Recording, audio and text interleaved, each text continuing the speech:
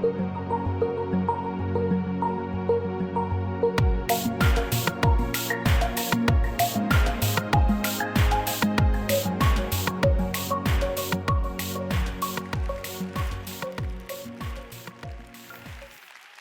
you so much. It's a real pleasure to be here. We have a lot to talk about today.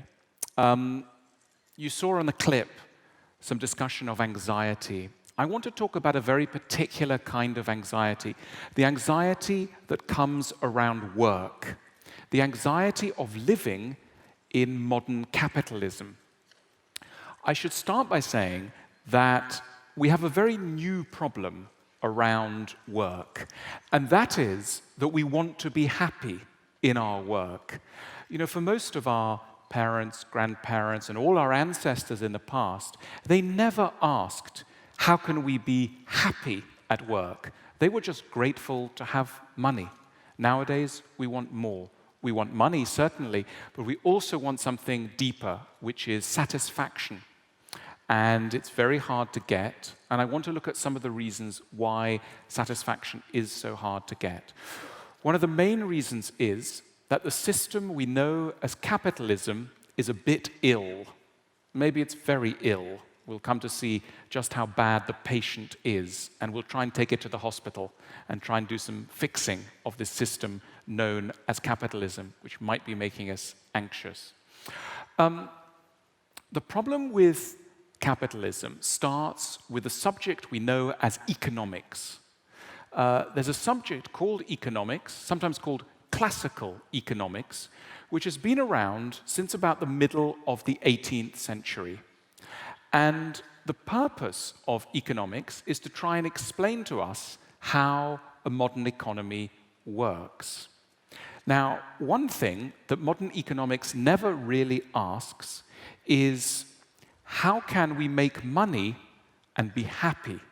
How can we make money and be good? It's not so much interested in those questions. The questions it really cares about is, how can we make more money? It doesn't ask, how can we make more money being good people? This sounds like a very strange question. If you went to the economics department of any university in Korea or anywhere, and you said, I want to study economics, not just because I want to understand the money system, but because I want to understand the human engine of satisfaction, this would be very strange. So classical economics, they talk about wages, but they don't talk about wages that are high because you've done something good, or that are low because you've done something bad. They just care about wages. Classical economics talks a lot about profit, but it doesn't ask, how was the profit made? Profit is just profit. It doesn't matter if you've built a horrible shopping plaza that will ruin the skyline of your city, quite a few of those here, or whether you've planted lots of gardens. Doesn't matter. Profit is profit for classical economics. Economists will talk about demand. They will say that it's good if in a society there's a lot of demand, but it doesn't distinguish between good and bad demand.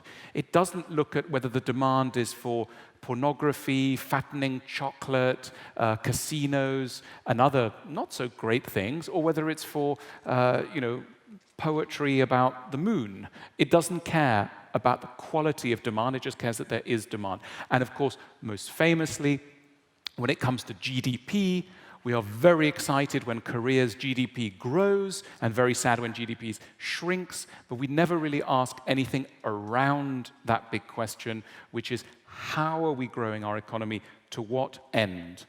And as I say, the problem started a long time ago in the 18th century when the first great economist, Adam Smith, wrote 2 books. The first book that everybody knows about is called The Wealth of Nations, and it's the first real economics book. Modern, complicated, very intelligent, beautiful book that looks at how a modern economy operates. And if you study economics, you will always be given The Wealth of Nations on probably your first day. The other book that Adam Smith wrote was a book called The Theory of Moral Sentiments. And almost no one reads this book. And this is a book about how we can be good. It looks at how we can understand other people and behave in a caring and loving way towards other people. Adam Smith was a philosopher. He held the chair of philosophy at Edinburgh University. He was not an economist, he was a philosopher. But with Adam Smith, the subject of philosophy breaks in two. And the economists go in one direction and the philosophers go in the other. And this has been a tragedy, not just for the academic subject of philosophy, but for the world more generally, because it means that economists have stopped asking themselves questions of good and evil. And these questions philosophers still ask, but they're no longer joined up with economics. So I believe that if we're to try and make ourselves less anxious, if we're to have a better economy, we need to start to make a new kind of economics, an economics that focuses not just on profit, on demand, on crude measures of employment, but a kind of economics that focuses on the quality of demand and the quality of employment and so on.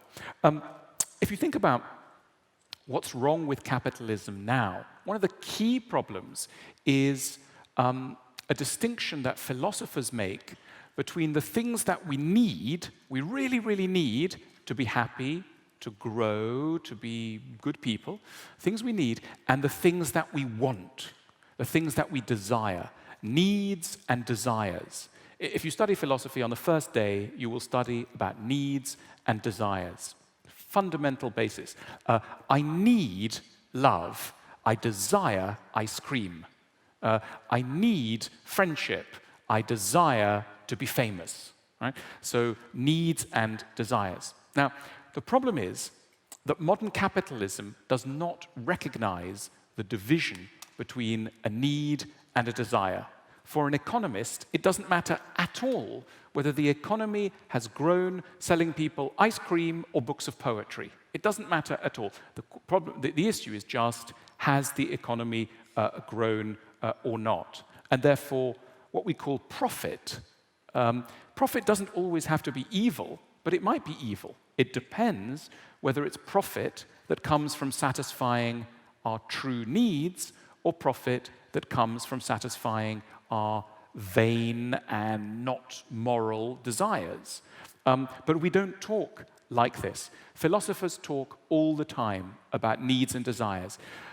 In ancient Athens, one of the greatest philosophers in ancient Athens was Epicurus, an early Greek philosopher who was the first philosopher to announce that he wanted to make people happy, that he was going to be a philosopher of happiness.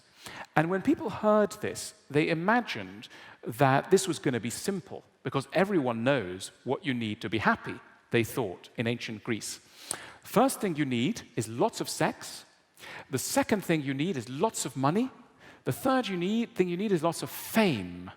And if you have those, you're going to be happy. Everybody knows that. You see, ancient Greeks were just like us. They thought, they put on their shopping list, that's what you needed to be happy. But Epicurus studies happiness for a long time, and he realizes that actually these things don't make you happy.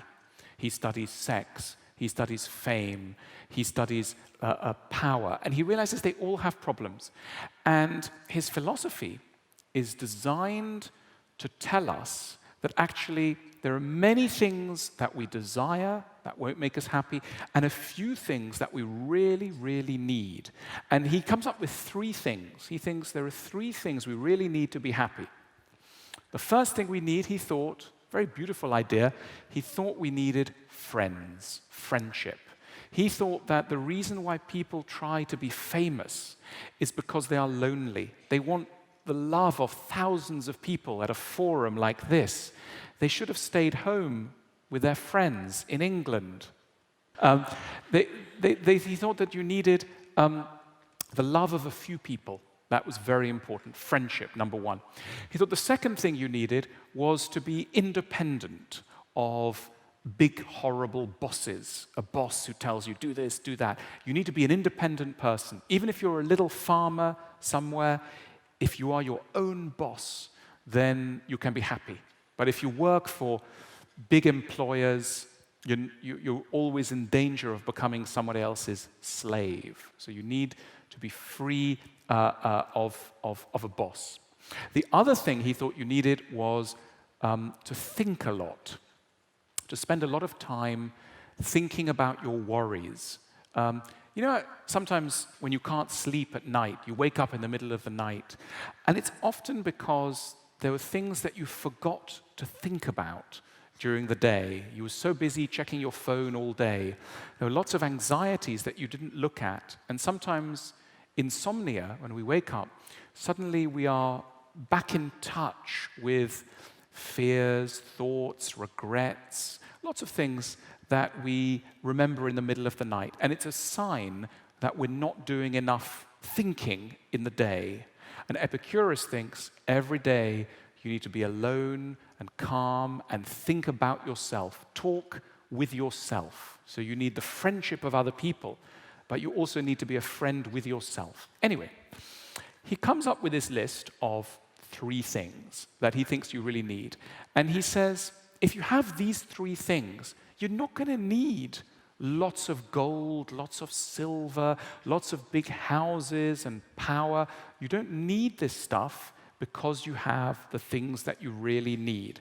And the more you don't have what you really need, the more you will start to desire other things. In other words, for Epicurus, shopping a lot, wanting a lot, is a sign that there are some things you've forgotten about, and therefore you want everything because you've forgotten what you really need. So remember that tomorrow when you think, I need to go shopping. Ask yourself, have I remembered what I really need? And Epicurus is a wonderful guide. Now, what we're learning here is that human beings are really bad at understanding themselves. It's an odd thing, but we don't know easily how to make ourselves happy. We think maybe we need this, or maybe we need that, or maybe we need this person or that person. We're very easily confused. We don't understand our own psychological needs. And this is wonderful for one group of people in society in particular. I hope there are not too many of them in the audience, and that is advertisers. People who are in advertising love the fact that we are confused because they see us, we're a little sad, unhappy, confused, and they say, right, what you need is a giant television, very thin, maybe only 1 centimeter thin. It wraps around your room, it's got 12 speakers, it's connected to the internet, you'll have all sorts of things, and this will make you happy. And we think, really? Really? Sure? They go, yeah, sure, we've worked it out. You will need this television, and it will make you happy. We go, okay, well, how much does it cost? Lots and lots of one. Oh, okay, I'll buy it. And then we buy it. And then, of course, it's not necessarily the answer, but advertising and Samsung, etc., have done their job. Thank you very much. So, this is a real problem. We are so easily confused about what we need. We're bad at making ourselves happy, and we live in an economy which loves this. This is a wonderful thing for companies, and the business of advertising is based on how hard we find it to identify what we really need. Now, what I think we really need, first of all, is a better kind of economics. So I would urge you to take this thing called classical economics and put it in the dustbin. It's taught us a lot, but its time is at an end. We need to start a new kind of economics, and I want to launch it here. And I want to call this good economics. Why do I call it good economics? Because, very simply, it would be an economics that is focused on what is good, not merely what is profitable, but on what is good. And so we can look at all the classical economic issues and always ask, but what is a good version of this? So the first thing that we would look at is profit. What is good profit? In good economics, what is good profit? Well, the answer is relatively simple. Good profit is profit that has been made by delivering people those things that they really need in order to be happy. In our society, we always ask, how rich is this person? We never ask, how did they become rich? I mean, unless they are a criminal, a complete criminal, we basically say all money is good. It doesn't matter if they built some horrible skyscrapers or closed some schools or did something wonderful. We don't really judge how the profit was made. And in good economics, we have to ask what is good profit, not merely what is profit. We have to look at the question of employment. So at the moment, in classical economics, we always ask what is the unemployment rate of a society. And it's always bad if unemployment is high, and it's good if employment is high. So we want to get low unemployment and high employment. I want to introduce a new word as part of good economics, and that is the word misemployment. What does it mean to say that someone might be misemployed? It really means that someone might have a job, they might be getting money, but they're getting a job from something which is disconnected from the good, from things that the individual and a society actually needs. Think of a guy. A few months ago, I was in Las Vegas. And if you walk in Las Vegas, down the streets of Las Vegas, every 5 minutes, there is a guy who comes with some leaflets going, you want to go to Sands Casino? You want to go to the Egypt gambling den? You want to go to this casino? So they have a job. They are trying to get you to go to the casino. That is their job. This person is employed, and the US Bureau of Statistics would say this person has a job. This person is employed. And we're supposed to go, wonderful, so I have a job, fantastic, employed. But this person is misemployed. They have a job, but it's the wrong kind, right? Because that job, to try and get people into a casino so they can gamble away their money, so they can be unhappy, so they can get divorced, so they can have an unhappy life, that's a bad job. That person is misemployed. So, of course, we want as many people in a society to work as possible, but we want people not just to be employed, they have to be employed well. We have to reduce the rate of misemployment. The rate of misemployment in Korea is very high, and it's very high in England, and it's very high in the United States. Think of all the people who make bad television programs, who sell us fast food full of too much fat and oil. Think of the people who build skyscrapers that look ugly and destroy the view. Think of vehicle manufacturers that are destroying the air with too many nitrates. These people are all misemployed, okay? So we want to move towards, we have to stop looking merely at unemployment and look towards misemployment. And as I said earlier, we have to look at profit, and we have to ask not just good profit, not just profit, but is it good profit or is it bad profit? Where does this profit come from? We also have to look at the idea of inequality. Now, the subject of inequality has been discussed a lot in Korea and in other countries. And people often say things like, it's terrible that those at the top are earning so much and those at the bottom are earning so little. Now, what I want to say to you today is that I don't think that inequality of income is really a problem. I don't mind if the brain surgeon earns a lot of money, or the pediatric nurse who rescues a child earns a lot of money. I don't mind at all. And I don't mind if the manicurist, you know, like the person who does your nails in a nail salon, I don't care if they don't make much money. I don't mind. Sorry if there are manicurists here, but I don't care if there is a vast wage difference between the brain surgeon and the manicurist. But, and I think I'm not alone in this, I really, really mind if the primary school teacher is being paid a tiny amount And if the commodities trader or banker who's ruined a currency, who's speculating on the dollar or whatever and producing nothing of value, if this person is making a fortune and the primary school teacher is making nothing, then I'm unhappy. In other words, I don't mind inequality, but I mind inequality when it's not connected to the good. There's nothing wrong with paying people a lot of money if they are doing good things. And I think the debate about inequality has slightly avoided this question. But what we really mind is the sense of injustice. And when we use the word injustice, I think really what we're saying is we feel not just that somebody else has got more than us, right? That's often what the left tells us, the political left tells us. It's unfair, that person's got more than you. It's not unfair if that person has done something special and good for the community. But it's very terrible if that person hasn't.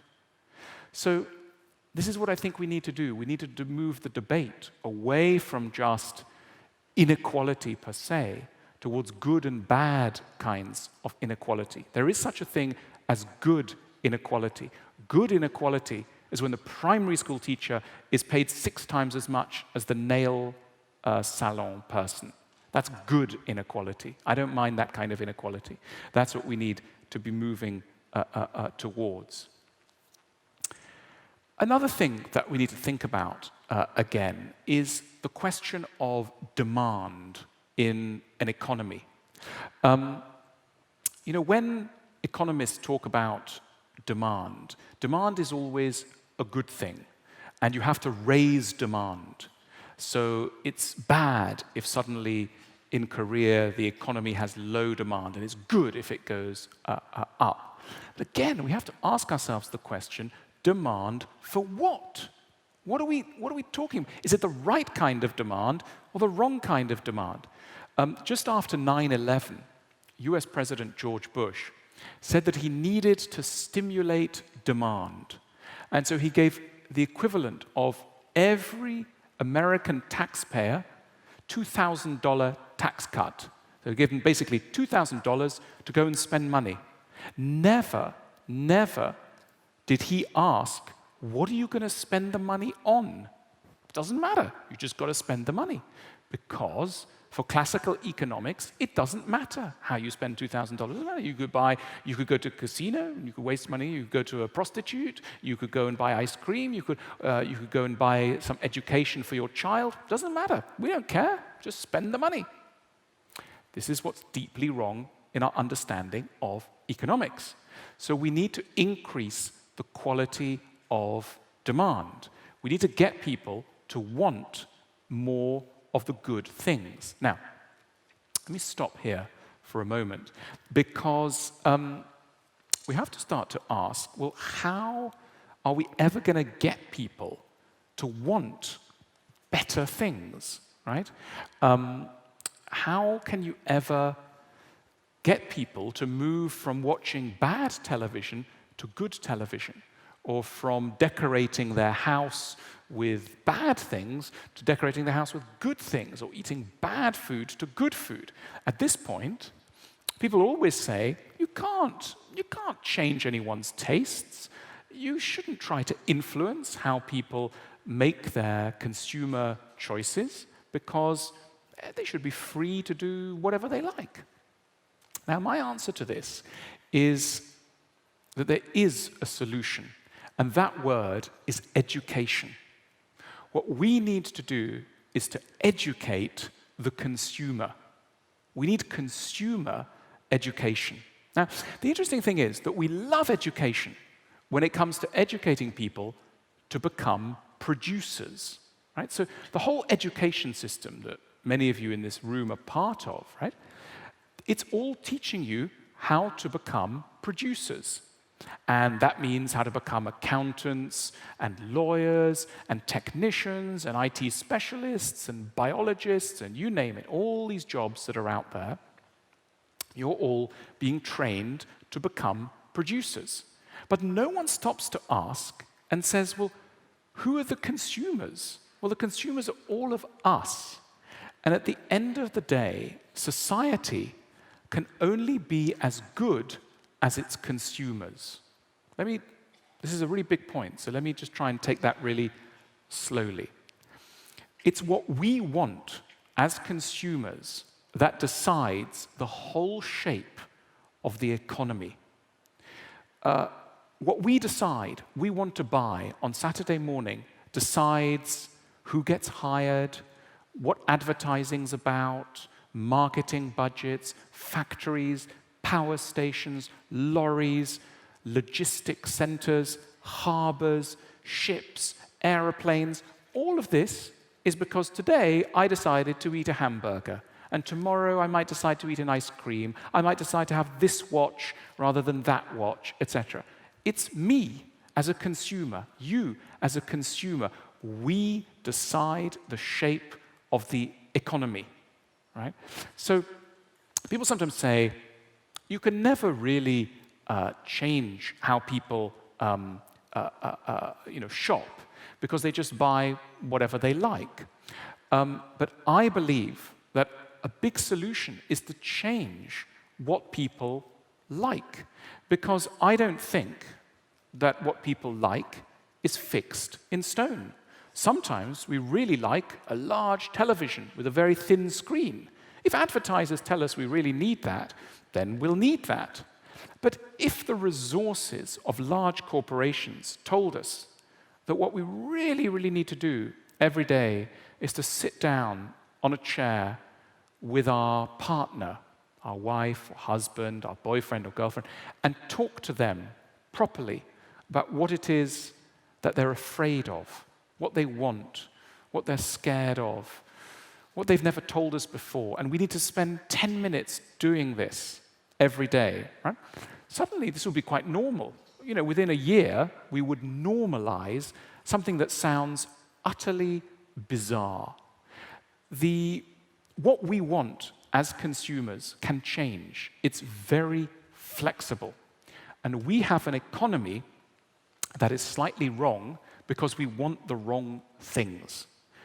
We want things that are not necessarily good for us, and the whole of industry is geared towards making that.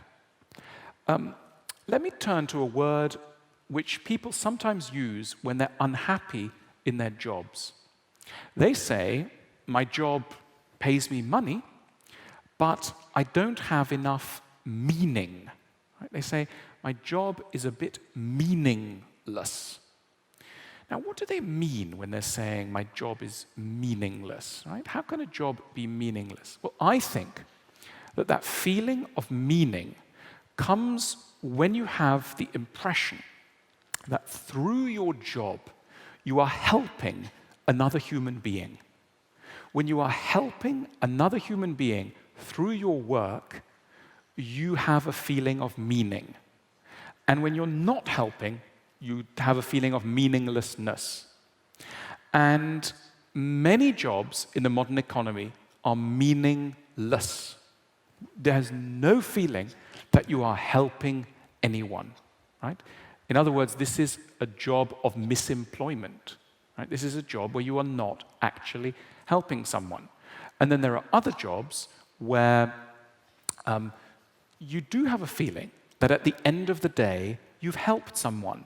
Maybe you are a nurse, maybe you are a doctor, but maybe you play the violin for someone and you brought them delight, or you made a beautiful table, or you helped someone to get their shopping, whatever it is. But at the end of the day, you feel that you have helped another human being. And those jobs with meaning, are the ones that we all really want. And the jobs that are meaningless are the jobs that kill us. Not literally, but they kill our sensitivity, our soul.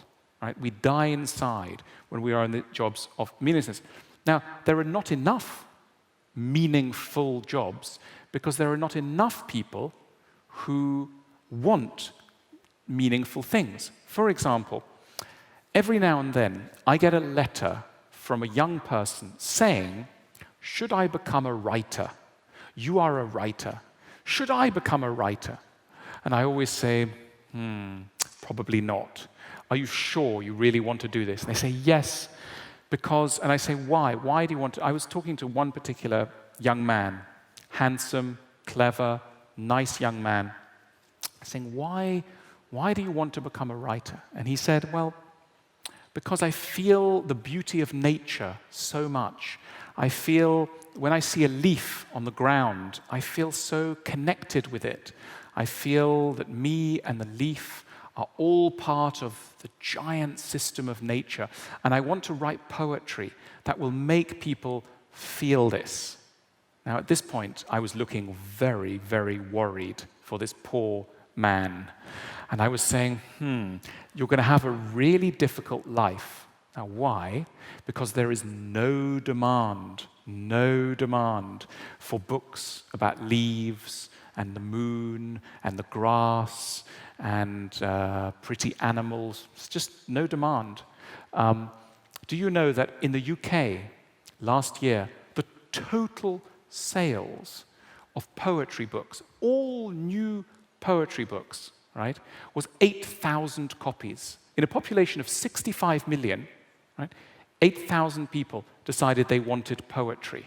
Okay? That's how many Big Macs are served in London a day. Right? So the demand for hamburgers is very, very strong, and the demand for poetry is very, very weak. And this is very sad for all of us, because many of us want to write poetry, but there is not enough demand. Now, why is there not enough demand? Is it that poetry doesn't do anything for us? Now, some of the reason is that poetry is bad. Some poetry is not very good. So it's fine that there's not enough demand. But some poetry is good, but there is not enough demand. The demand has not been created for it. Look, think about the demand for the tea ceremony. Now, it so happened that in about the 15th century, the tradition of tea drinking spread across the Korean peninsula into Japan, and the idea came about that you would drink tea with people in a highly ritualized way, and you would spend thousands of dollars on your teacups, the equivalent, thousands of dollars on a teacup, maybe a tea hut, a calligraphy, etc. Right? Lots and lots of stuff all around the tea ceremony. Now, there had not been any demand for the tea ceremony in the 9th century. Right? If you came to Korea in the 9th century, no one was drinking tea, no one was having a tea ceremony. Then suddenly, by the 15th century, people are spending, as much as a house on a teacup. This tells me that human desires are flexible.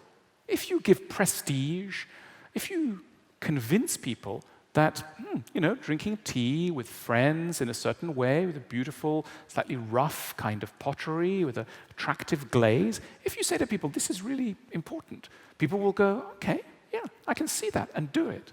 Right? Similarly, if you tell people you must have a new mobile phone, Samsung has brought out a new phone just 2 weeks ago, you must have it. Or if you don't have it, you will be a loser. Right? You'll be like a grandmother. You'll be like an old person. You never have a boyfriend or girlfriend. Your life will go, you'll be a terrible person. So please buy the Samsung new Galaxy W123 and boom, everything will work. Right? Then we go out and buy it. Right? Just as in 1530, if someone says, you should go and buy some tea, right? Because it's really beautiful when you sit, when the moon is going down, and you look at the moon, and you're drinking tea, and maybe you say some poetry, and you feel the breeze against your cheek. This is a really special moment. And people went, oh, yeah, I can see that. Yeah, I can see. So this was a civilized society. Let's look at a word like civilization. What is civilization? Civilization is the raising of demand. Right? All of us who are parents, when you have a child, you try to civilize the child. So the first thing that the child wants to do when he's angry is to hit the parent or throw something. And you go, no. Here you must talk, you must be gentle. You're trying to civilize the child. You're trying to change nature into something higher. right? And in capitalism, we do not try to educate the consumer.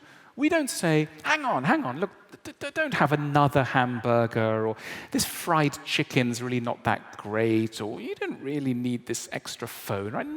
There's no one saying, it would sound so weird. No one is saying that in society, and yet we desperately need demand to be raised and made more sophisticated, because then my friend who wanted to become a poet could become a poet. Or, I have some other friends who have great financial difficulties, and they are psychotherapists. I know that psychotherapy is not so big in Korea, not that big in England either. It's quite big in New York, I think. But psychotherapy is a great thing. I recommend it. You should all have psychotherapy, because you're crazy, I'm crazy, we all need psychotherapy, very important. And the wonderful thing about psychotherapy is you sit with somebody, talk about your problems, analyze your feelings for your mother, your father, your lover, your friends, etc. And you understand yourself. It's like going to talk to a philosopher. It's one of the most wonderful things that you could do. And I would recommend that you all do it and spend lots of money. It's quite expensive. Spend lots of money on it. Now, the value of psychotherapy in Korea now is tiny, tiny, tiny, tiny. I mean, it just wouldn't even appear in any economic statistic. It's just economically invisible as an industry. And yet, what psychotherapy is doing is trying to help our relationships, our marriages, our friendships. Korea has the third highest divorce rate in the world, right? And yet, psychotherapy does not exist. People are spending their money on their phones, on their cars, on a holiday, etc. These are very nice things, but they are totally disconnected from the sources of real happiness. So we need to create a world where there is more demand for the things that are actually going to help. Now, sometimes people say, especially people on the left politically, they will say, capitalism has done everything. We are finished with capitalism. We have everything we need. Everyone has a car, everyone has a fridge, everyone has a television, etc. There's nothing more that we need. So we should just have a simpler life and not buy anything. And we should not talk about growing an economy, because that's bad. So we should be anti-growth, and we should just live quietly. Now, I'm not one of these people, because there are still so many things that we need. We are only at the beginning of capitalism. We haven't finished with capitalism, and I'll tell you why. There are still so many things, so many areas where we are unhappy. And capitalism should really be a system where we buy and sell each other things that will make us happy. That's what it should be, right? But we've still got so many areas in our lives where we're not necessarily happy. Take an average day. Take today, right? Think of your life from the moment you woke up in the morning till now. And think about all the areas where you were happy and the areas where you were unhappy. Now, all the areas where you were happy suggests that the market economy, that capitalism, is doing well in that area. And all the areas where you were unhappy, this is a sign that capitalism has failed or is not yet working well enough, that there is still many, many opportunities in this area. So let me talk about my day. So I woke up in the morning, this morning, and I was quite hungry. So I went to breakfast in my hotel, and I wanted some cereal. Oh my God, it was wonderful. There were 30 kinds of cereal. beautiful, every kind. Some with a little bit of sugar, some more sugar, some with shaped like fish, others shaped like small animals, like little donkeys. It was just wonderful. It was just great. And then not only this, but also the milk. There were 6 different kinds of milk. Soya milk, high fat, low fat, new camel milk. I mean, everything. It was just amazing. Capitalism is working beautifully in this area. Then I got back to my room and I called up my wife. And she was in a little bit of a bad mood. And she was a little bit cross with me. And then I got a bit cross with her. And I was saying, look, I'm traveling. What's going on? So we had a small argument. You are all very nice people. You don't argue with your family or friends. But sometimes it happens. And I put down the phone. And I was staying in this lovely hotel with 30 different kinds of cereal. And the concierge was very, very helpful. He said, you want to do some sightseeing? There's some wonderful museums nearby, etc. But I suddenly thought, I am in pain. I'm unhappy. But where do I go with the pain from my little argument with my wife? Where can I go? Can I call the concierge? Hello? I'm room 1834. I had an argument with my wife. Can you help? Sorry. No. Or where can I go with this? Can I go back to the breakfast area and go, look, I've had enough cereal, but I've had an argument. Can you help? No, no help. So this is an area where we need to build a new business, right? There's a business area. Anyone in this room feels like being an entrepreneur, there is a massive opportunity in the area of relationships, right? We know, think of how, we are so good at telecommunications now. We are so good at talking to one another across vast distances, right? But we are still so bad at understanding each other. And no telecommunication company cares about this, right? There's a massive opportunity. If someone from Mars, if an imaginary Martian came to Earth and asked, what are the biggest companies on Earth? They would probably start by saying, well, what are the biggest problems for human beings? And the biggest problems should have the biggest companies associated with them. That's the way it should be. But the problem is that marriage therapy, psychotherapy, is a tiny, tiny business. And BMW is one of the largest companies in the world, $13 billion, BMW. Right? So drive really fast with this car shaped a little bit like a spaceship. Right? It's really important that you do that, right? It's really, you really need to drive in a car. No, you don't. You don't need to drive in a car that looks like a spaceship, right? So my need for BMW is not that high, really, if I'm honest, right? But my need for marriage therapy might be quite high. This morning, it's very high. So what I'm saying is we have the wrong businesses. Right? I mean, we have some businesses that are great. We need them. But we have still got so many areas where we have not yet invented the right products. Advertisers know this. The problem with advertising, the people who work in advertising, they understand human beings really well, that we need love, friendship, kindness, beauty. And that's why when you look at some adverts, you'll see, let's say, a husband and a wife, it's the end of the day, they hug each other warmly, right? And it looks so sweet, so nice, like she's so beautiful, and he's so nice, and they hug, and it's lovely. And then it says, yogurt, buy yogurt. I was thinking, what, yogurt? No, I want to buy the happiness of this couple. And they go, no, the yogurt. And you go, I don't want the yogurt. I say, I'm sorry, we don't sell the happiness of couples. Why not? I don't want the yogurt, I want the happiness of the couple. Or you see an advert with a little child holding daddy's hand, and it's so sweet, and the child, he doesn't say, Daddy, I never asked to be born, I hate you, can I go on the iPad? No, he doesn't say, it's so sweet. He goes, Daddy, tell me about when you were young, what was it like, etc. He's really sweet like this. And the daddy's kind, strong, but also feminine, strong but feminine. It was really nice. And you watch this, and then it says, luxury watch, Patek Philippe, buy Patek Philippe. right? He said, I don't want to buy Patek Philippe. I want to be this man. I want to be this child. I want to have their relationship. But if you call up Patek Philippe saying, I don't want to buy your watch, but I have a problem with my child. My child says, I don't like you. He wants to be on the iPad all day. And I go, I'm sorry, you've come to the wrong place. So we don't have anywhere to go. Advertisers, they know what we really want, but they don't want to sell it to us. They know we need love and friendship and kindness, beauty.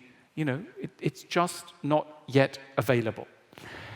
This is not something we should despair about. We're at the beginning of capitalism. You know, 8 years ago, we didn't really know how lonely we were and how much we wanted to flirt with other boys and girls. We didn't really, I mean, we did know, but we didn't know what we could do with it. We were alone with the need to flirt with boys and girls and meet other people. And then there was a man in America who also really wanted to meet some girls and like chat to them and send them little messages and like have fun with them and that kind of thing. And fortunately, he had a big brain and he was very strategic and he had a good understanding of how capitalism works. His name was Mark Zuckerberg and he founded Facebook, which is now one of the most valuable companies on earth, from loneliness, from a desire to flirt with other people, to make a connection with other people. This person has made capitalism out of something which 8 years ago, for like 1 second ago, was outside of capitalism. So I'm not a dreamer when I tell you that we can create so many more businesses that will do some of the really important work in delivering happiness, right? We don't need so much competition around phones and around internet bookshops and all the rest of it. We have many, many people in that area. If you're young and ambitious, look at the areas where people are unhappy still and build your business there. That will be a better kind of capitalism. You will be creating work that is meaningful. You will be generating good profit. All of this. Let's talk about rich people. Now, people often say rich people, they're just greedy. They just want more money. They want to have like more and more money. Now, I don't think rich people want money, because after a while, you don't really need any more money. But what you do really need is love and honor and respect. You want people, when you walk into a room, they go, wow, that's Mr. who made the big tower, who has a big factory, wow, right? And the man goes, yes, I'm very important. And it's very important for this person because there are many people here whose mothers didn't love them enough. The mother was too busy, don't bother me now, I'm too busy. And these people grew up and they wanted the love of everyone. And they wanted everyone to applaud them. And now they wanted to become rich, because becoming rich is the way to say to the world, I am important. Now, all of us are responsible for creating a world where we only seem to notice people once they've made a lot of money. Now, we are responsible for creating this kind of world. If I want love and respect, the most rational thing for me to do is to go and become rich, right?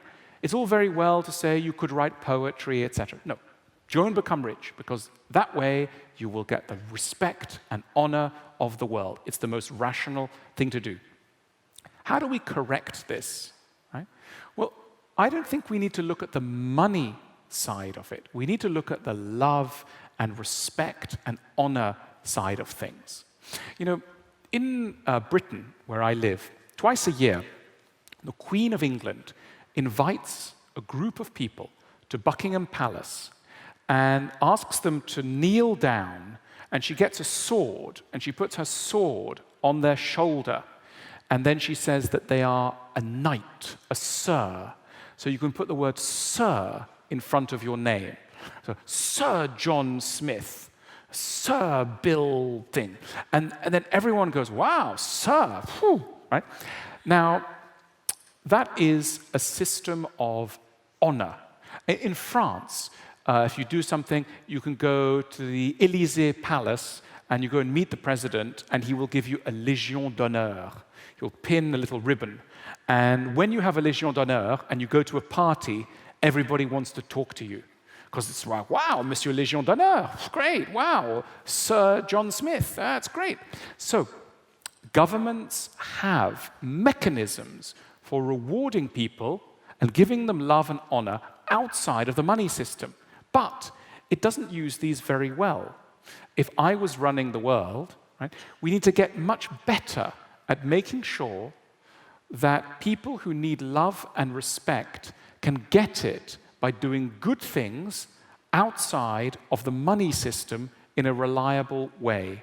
We have many people who are greedy, not for money, but for love. And at the moment, there is no way for them to get any love or respect other than by driving people so hard and building factories and destroying the earth and stealing from the workforce, etc., that will buy them the respect. We need a better respect and honor mechanism. There's then also this other issue with rich people, which is philanthropy, right? We live in a world where we really respect people who make a huge sum of money in their life when they're young, and then when they're older, they give all the money, let's say, to the museum to preserve a 15th century teacup in a beautiful cabinet or something. And this is what, or maybe give some money for opera, or give some money for dancing, or something like this.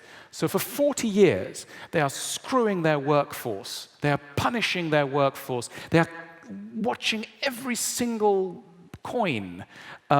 And then at the end of their life, they just give it all to the opera house, right? This is a bad system. I think that we should have a world where people aren't able to make enormous fortunes than to give it away. What we want is not good philanthropy. We want good accumulation of money, right? We don't want people to give away money in a nice way, though that's quite nice. What we really want them is to make it in a nice way. Take Apple Computers. Apple Computers has the highest profit margin of any corporation in the world today.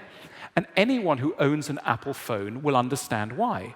Because it drives you crazy with updates. They change their plugs every few years or months. And you're constantly forced to spend far more money than you want to or need to. And that's how they raise the profit margin. And where does that profit go? It goes into the pockets of Mrs. Steve Jobs. And lately, she's been giving some money to kindergartens. And she also funded the opera in Los Angeles. Stop giving money to the opera house. Make money in a moral way. Pay your workers in China a decent rate, right? Start with that. Make your workers in China, reward them properly. Start with that. Don't start with the Los Angeles Opera House, okay? So we need to change the way in which people are making money and distributing it. Let me tell you very briefly, I came across a philosopher who really inspires me called John Rawls, an American philosopher. And he asked one question: how do you know if your society is unjust or not?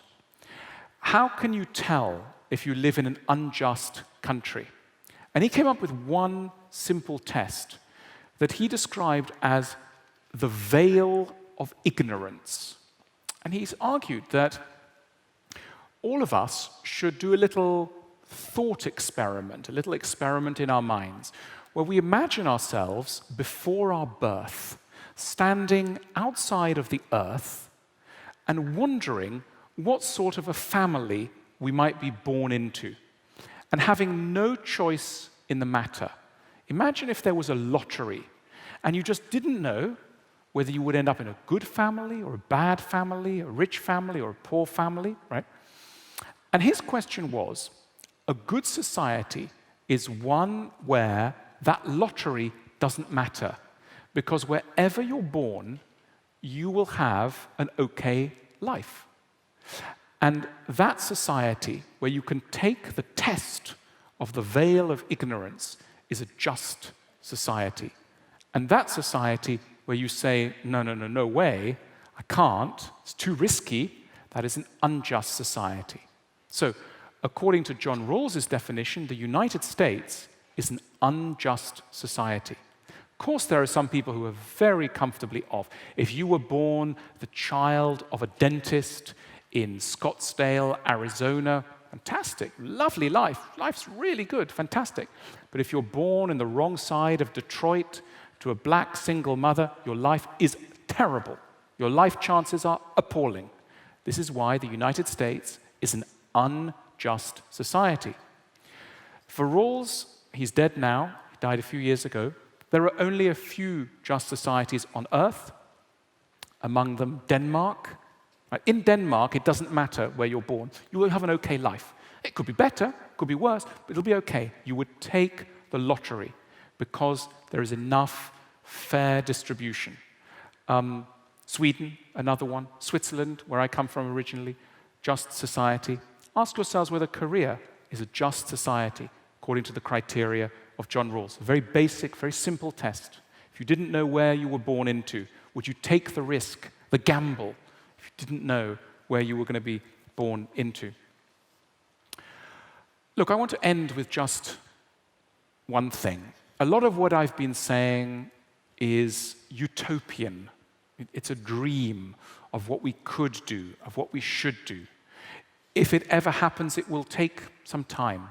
It's not going to be tomorrow that we will have an economy that is just, that is geared towards good production, good profit, proper employment, meaning, all the things I've been talking about. It will take time. What do we do in the meantime? How can we live without too much anxiety in a world where the money system does seem so wrong? Well, on the right wing of politics, people don't worry so much about this question because they like the way that money is circulating and going, and it's fine. And on the left wing of politics, people are unhappy about the money system. But I want to draw your attention to the fact that in both systems, the left and the right, they're still talking about money all the time. The right is okay with money, the left wants a redistribution of money, but it's always money. Money, it's almost as though money's the only thing that counts. And we need something else if we are going to calm ourselves down. We need to be able to look at our lives through a lens or a pair of glasses that is not just the money glasses, through a more spiritual, if you like, way of evaluating another human being. In the West, Korea to some extent as well, the most powerful force for suggesting that we don't look at people simply through the money perspective is Christianity. I don't believe in Christianity, but I'm very impressed by the way that Christianity basically says you can have a lot of money and be spiritually, psychologically poor, or vice versa. That the money system and the value of a human being are not totally connected. You could be poor in one way and rich in another, rich in one way and poor in another. In other words, there are different ways of judging a human being. When people say we live in a materialistic society, it's not just that we want lots of objects. The problem is deeper. The problem is that we are not ready to honor and respect things that have no financial value. And we always need in society, in any good society, you need a strong voice. Maybe it's the voice of Jesus. Maybe it's the voice of Lao Tse or Confucius or the Buddha or some voice, or the voice of an artist or a philosopher. Someone's voice saying, hang on a minute, there are other things. There is the sunset, the leaf, the child, the animal, the river, things outside of the money and the profit system. And we need to take some moments to think about these things, right? And those voices that speak for the other side of life, for the material side of life, have become very quiet now. They are very drowned out by the loud calling of advertisements. And this is a pity. And this is making us anxious. It's robbing us of our ability to sleep and to judge one another outside of the status system. What I've been doing for you today is sketching an alternative economics. It sounds strange. It is strange because it's different from what we've got now. I sincerely believe it's possible, and that Korea is very uniquely placed in the world because it's a highly advanced economy where people are extremely thoughtful and they are in pain. This country suffers, like very few other countries, from the problems of advanced capitalism. I believe that some of the answers to the problems of advanced capitalism will emerge here in this society first. It's been a huge pleasure to talk to you. Thank you very much.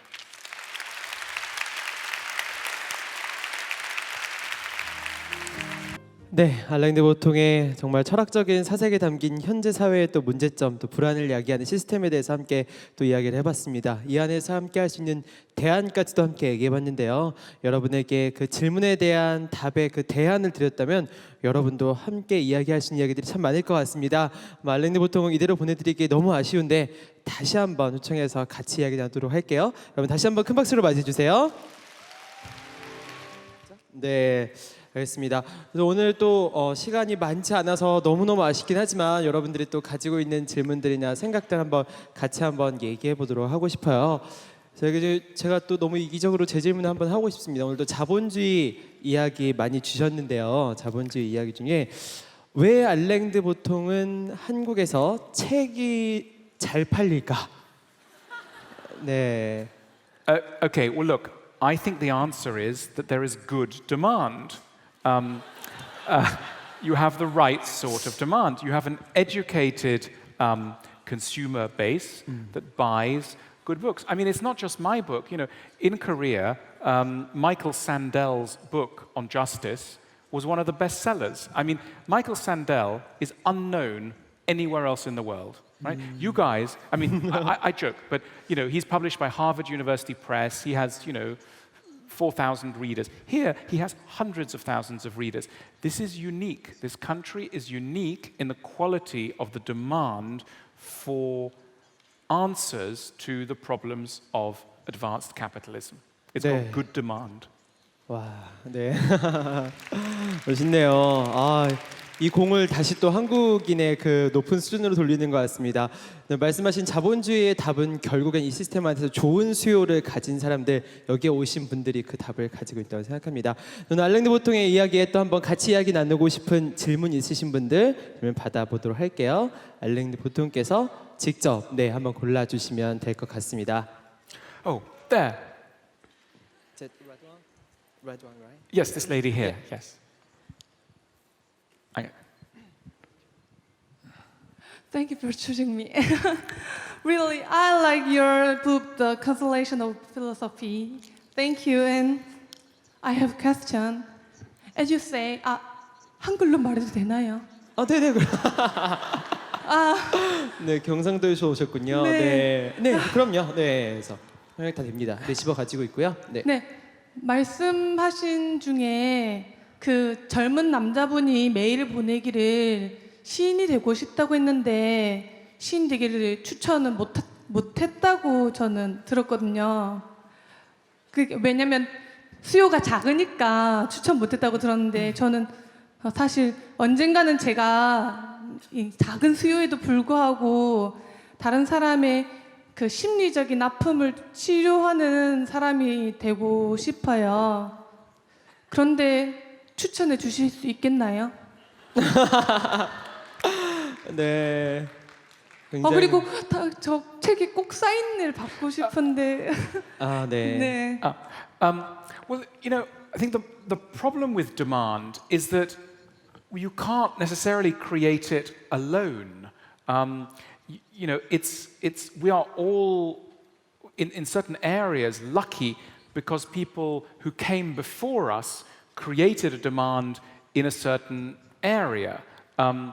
Once Facebook was invented, it was easier to invent Twitter and Instagram and all these things because somebody had first seen that there was a demand. So, to answer your question, I'd love to say, be a psychotherapist, but you need help.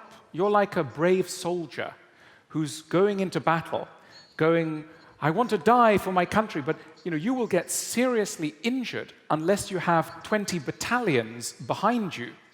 And you need some big battalions to help you.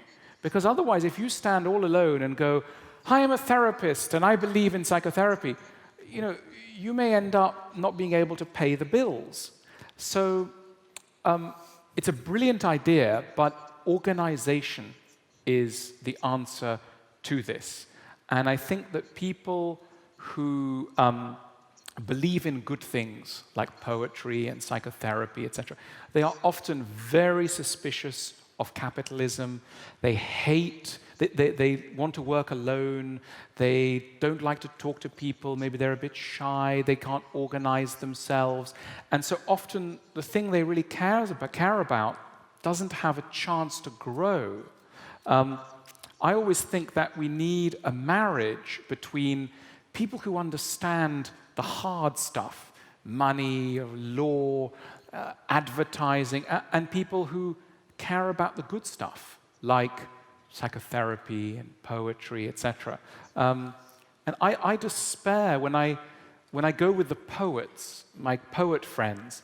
They all say, oh, we hate business, we hate accounts, we hate law, we hate the big nasty corporations. I want to say to them, don't just hate them, copy them. Try to make it powerful. And the thing I'm guided by is the example of the Catholic Church. Because if you think of the Catholic Church, it's a giant business about touching your soul. Now, I'm not a Catholic, and many things about the Catholic Church frighten me. But I'm impressed by how it's a business about the most private and important part of a human being. And in modern society, we've created enormous businesses, but not around the more careful, subtle, psychological side of human beings. We've left this outside of capitalism. 네, 감사합니다. 네, 그래서 진로 상담회에서 사업 컨설팅까지 또 같이 해주신 것 같습니다. 네, 또 다른 질문 한번 받아볼까요? Hi, I'm Hi. Henny, and I want to say thank you for coming here and sharing your thoughts today. And I feel honored to have you here, and I bet everyone here got the same feeling.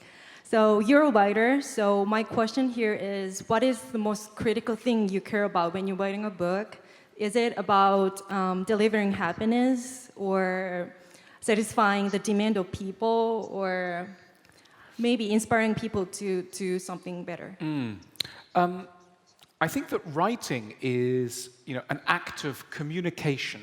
There's something I feel, and I need to make you feel what I feel, and maybe to understand something that I want to understand. And the biggest danger in life and in literature, it's the same thing, is just we don't understand. I write something down, and the reader says, I don't know, I didn't feel this, or I'm not sure what you're trying to tell me, or I'm a bit confused. And people are very polite. They don't actually say, I was bored on page 23, or I don't understand what you're saying on page 28.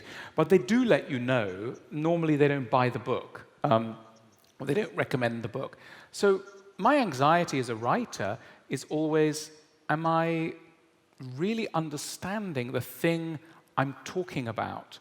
If I'm writing about, shyness, have I really understood what shyness is? Have I asked myself the right questions? Have I expressed it properly? And, sometimes I wake up at 3 in the morning and I go, I have to rewrite this bit, it wasn't good enough, etc. So I'm full of anxiety. We're all full of anxiety, but that's my anxiety. Yeah, thank you. 네, 감사합니다. 네, 또 다른 질문 받아볼까요? Hi, Hi. this is Mihi. I'm grateful to see you and have a good opportunity to speak now. Thank you. Actually, you said that just the anxiety of the human being only about the specifically actually, but just kind of economic the reason. But actually, my daily life, I'm not that. I don't have any trouble about the financial conditions of now and etc. You said, but how do you think about the profound human being always has anxiety? Well, first of all, I'm really, really sorry if you came here and it was the wrong topic.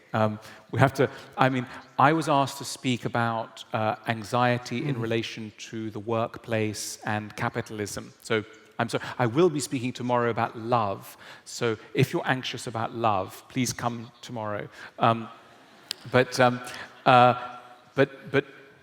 I think in a way, the human animal is always anxious. When I was younger, I used to think, I'm anxious about this thing. I'm anxious about what my mother said, or I'm anxious about my friend, or I'm anxious.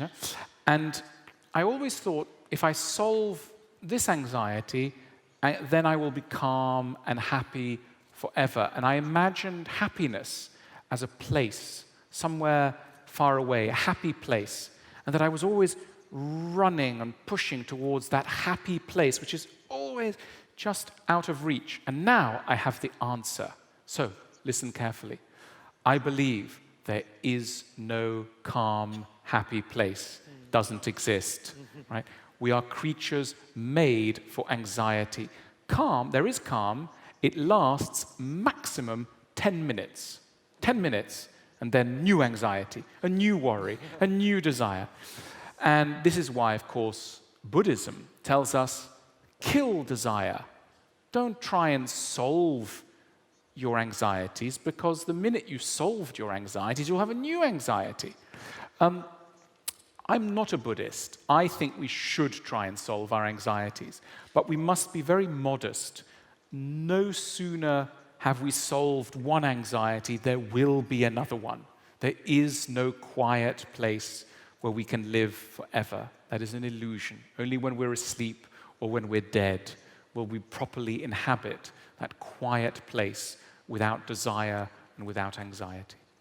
네, 정말 절망적인 얘기하지만 불안을 참 안고 살아가는 존재인 것 같습니다. 네, 또 한 번 더 질문 받아볼까요? 네, 네, 한글로 하도록 하겠습니다. 네. 좀 내용이 복잡해질 것 같아서. 네, 아까 전에 강연하신 부분 중에 그 이제 굿 이코노믹 해가지고 새로운 경제를 말씀해 주셨는데 들었을 때는 정말 흥미로운 지점을 설명해 주신 것 같습니다.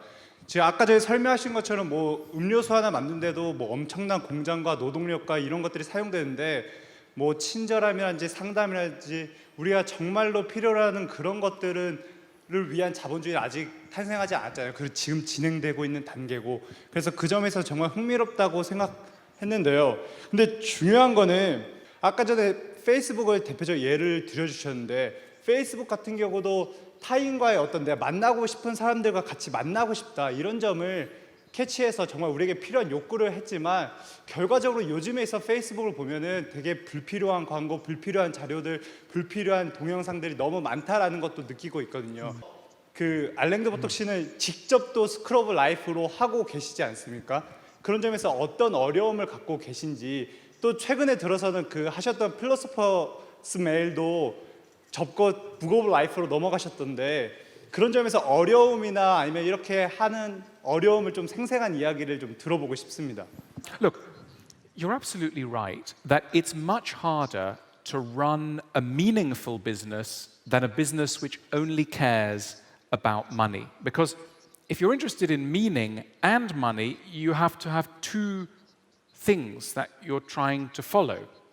If you only care about maximizing profit, your job is simpler. So, if you're running a newspaper where you both want to educate and enlighten your reader and make money, that's harder than running a newspaper where all you want to do is to increase your profit. So any time you want to do good and make money, it will be twice as hard, right? That's just a fact of economic life and psychological life. So it's not easy. Also, you say, well, what will these new businesses be? I can't answer that question because this is, I couldn't have answered the question of Facebook. If I had known the answer, I would have invented it. So, however, what I can do is point at the area. Even before Facebook existed, I could have said to you, there needs to be a business in this area and it will be huge. And in fact, I did say this. I actually wrote a paper in 2000 saying that the area of connecting with people, blah, blah, was going to be a big industry. I still have it. But I didn't know how to invent Facebook. So it wasn't that clever.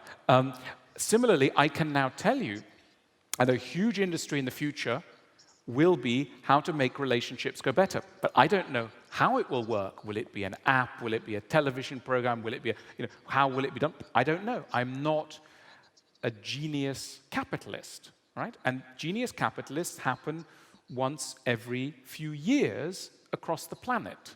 It doesn't, and there are millions and billions of us on the planet. So it's a very, very, unusual thing. And I'm not a brilliant capitalist. I'm not. I am a philosopher and a thinker and an analyst of the human condition, but I'm not a great capitalist. Sadly, I wish I was. You mentioned a business that I run. This is not an advertisement. Well, why not? Okay. I mentioned a business that I run called the School of Life. I started this about 5 years ago, and it was and is a business dedicated to emotional intelligence and psychological life.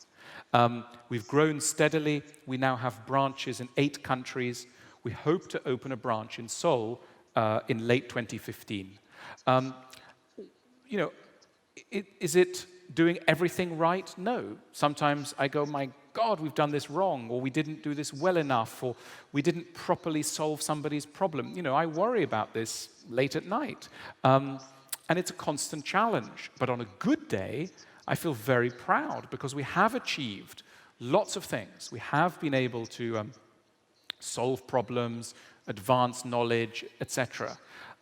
So, all I want to encourage, there are lots of bright young people in this room, many of whom might not know what they want to do with their lives. I want to try and suggest that there are enormous opportunities if you look at what human beings actually need to be happy. If you open the page of the newspaper and simply go, what industry is hiring today, then the job market often looks very bleak. But if you stand back and you go, what does the human animal need, then suddenly capitalism looks a lot more exciting. And that's what I want to encourage you to be excited about. 네, 감사합니다. 마지막 질문 하나만 받아보도록 할게요. 정말 죄송하지만 2층 한번 받아보도록 하겠습니다. 네. Okay, second floor. My God. No, 잘 보이지 않기 때문에 그 스텝이 그냥 골라주셔도 좋을 것 같습니다. 네, 스텝의 권한으로 분명 부탁드릴게요. 네. Hi, I'm Julie from Korea. Hello. And I have a question to you. Okay. Yeah? You uttered that... You uttered that about the misemployment, and I think that I think that we can change the job from misemployment to good employment. I think one of the ways is that help the people neighborhood, help the poor neighborhood. So what do you think about it? First of all, I must apologize for anyone who's got a question who wasn't able to ask. I think the last speaker was very interesting and was very interested in what he had to say, and I think overran by about an hour. So it was hard for me to spend as much time as I would have wanted to answer your questions. I'm really sorry. You asked a question saying, could we do something through neighborhoods? Could neighborhoods be the clue? I'm sure that's true. I'm sure that, one of the things that people experience in a big city is loneliness. We don't know our neighbors. We don't collaborate with our neighbors. Why is there so much divorce now? I was talking about this with an Italian friend. And in Italy, the divorce rate is quite low. And we were sitting in Rome in a square late at night. And everybody was in a cafe. And there were husbands and wives and children, people running around. And, it was a warm Italian night in a square. And this friend of mine said to me, look at this square. This is the solution to divorce. Because if you're not getting on so well with your husband or your wife or your family is driving you crazy, you come out into the big plaza and you look at other people. It doesn't matter if your wife's a bit annoying or your child is driving you crazy, your husband's boring, because you have the city, you have your neighbors, you have the community. And this takes the pressure off us as individuals. And part of the problem of modern society is we always think that love for one person will solve everything. We are lonely, but we find one very special person, and we fall so in love with them, and they will solve everything. And then, of course, it turns out they are disappointing, a bit boring, they come home from work too late, and then we get angry and disappointed. Well, the problem is that we expect too much of this one special person. So we need to use other people more. The community, the piazza, the Italian piazza has some philosophy for us. So that's how I would answer that question. But I'm conscious that we must go. And so, again, can I just say a huge thank you for all of you for listening to me and being such a lovely and receptive audience. It's been a real pleasure to come and talk to you. Thank you so much. 네, 감사합니다. 마지막까지 너무 멋진 모습 보여주셨네요. 네, 시간이 너무 짧아서 아쉽긴 하지만 그 알랭드보통 시의 저서 불안해 보면 이런 말이 있다고 합니다. 칭찬을 받으면 더 나아지는가? 에메랄드가 칭찬을 받지 못한다고 더 나빠진다. 그런가? 금, 상아, 작은 꽃 한 송이는 어떤가? 이런 말을 했다고 하더라고요. 알랭드보통에 의하면 사랑의 결핍이 불안을 만든다고 합니다. 하지만 타인의 관심과 사랑이 덜 하더라도 여러분은 그 자체로 빛나는 존재이니 여러분은 불안을 떨쳐내시기 바랍니다. 오늘 알랭드보통의 불안에 대한 메시지 가슴에 새기면서 내일 또 왜 난 너를 사랑하고 다시 뵙겠습니다. 한번 큰 박수 부탁드릴게요. Thank you.